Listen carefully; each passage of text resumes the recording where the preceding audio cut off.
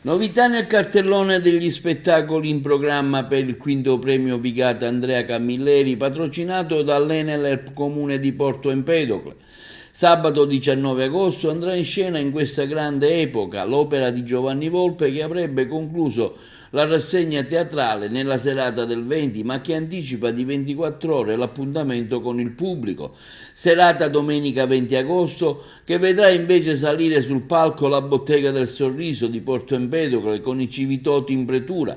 Confermatissimo l'appuntamento di giovedì 10 agosto con il gruppo teatrale Caos di Porto Empedocle che si esibirà nella commedia Un marito per due figlie. Gli spettacoli si terranno in piazza Kennedy con inizio alle 21:30.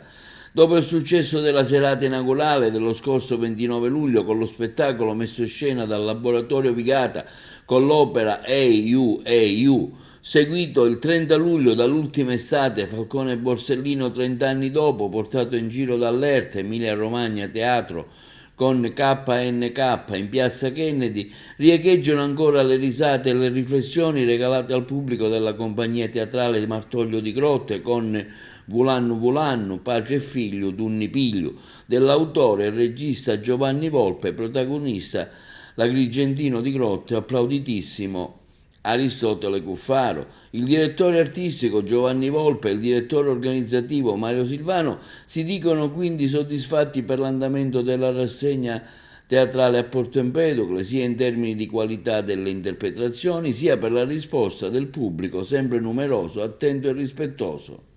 Ringraziando ovviamente l'amministrazione comunale e l'Enel per il sostegno finora dato.